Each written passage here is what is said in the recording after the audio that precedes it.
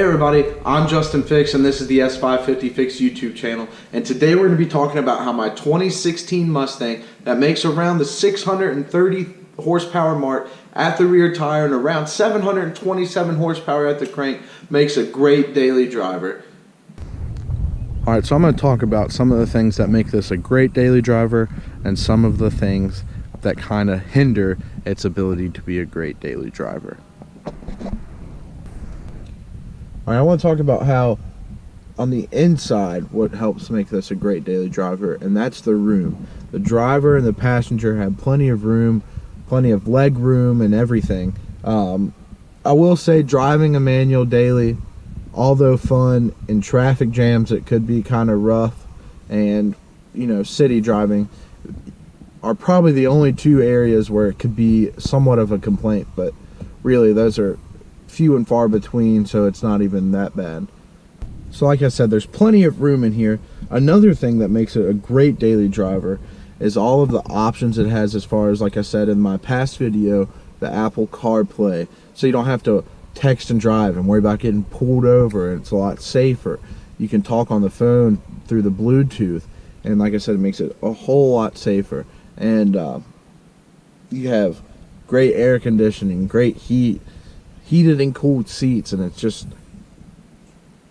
really nice on the inside, so it makes daily driving in it that much easier. The past 2,000 miles, my car's averaged 16.9 miles to the gallon, and that's really not all that bad. I came from a truck that probably got close to the same, if not a little bit less, and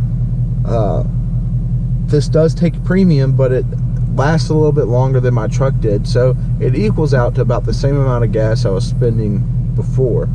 So it's really not that bad, and that's an average. So sometimes on the interstate I get close to 30 miles to the gallon, whereas when I'm on my way to work sometimes I only get about 14 to 15. So it really averages out right there about the 17 mark, and that's really not that bad.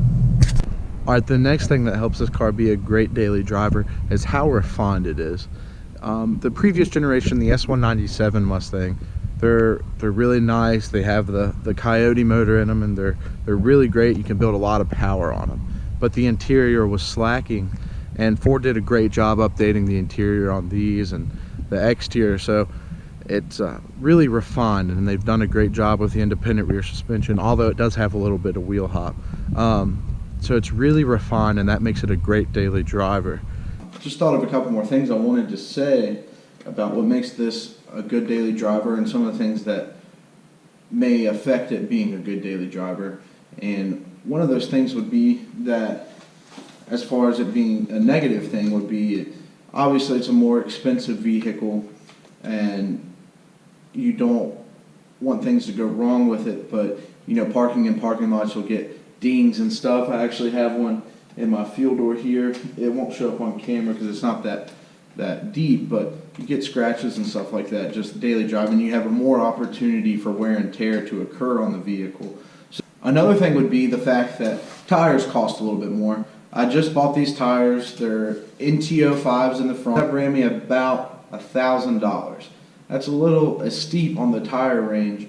You can get tires for other cars and the $400 or $500 range for all four, and so that makes a little bit more sense. Towards this, you kind of want to find the medium of great daily driver tire and also a good performance tire, because that's what this car is for me. It's my daily driver, but obviously it has some performance, so I want to be able to use that and have a tire that doesn't hinder it. So you want to make sure you have a good tire that covers both grounds, and I know there are other ones that probably would cover a little bit better on the daily driver and performance, but I wanted something, we're coming on the summer months, something that would perform really well and at least last me until hopefully about the fall.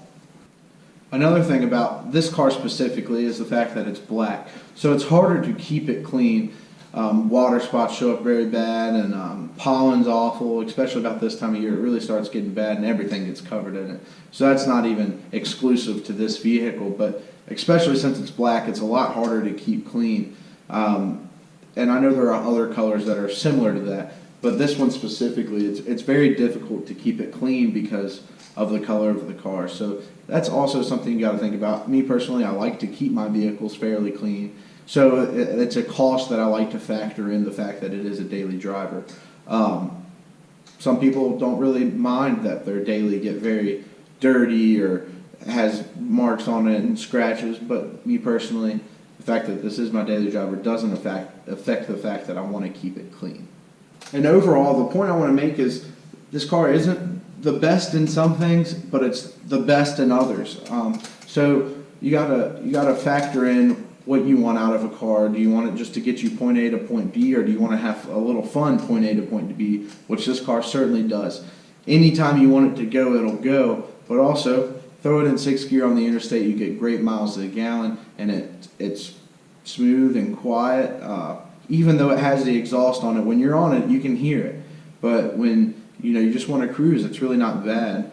I'm going to do a video in the future. I have a set of SR Performance muffler deletes. I'm going to put them on and show you the difference inside the cabin of what it is with a muffler and what it's not, or how it is without a muffler on there. And it's significantly different. And that would also be something I would factor into daily driving, is the fact that it being loud and drony would make the drive unenjoyable. Therefore, you don't want to have to drive it all the time.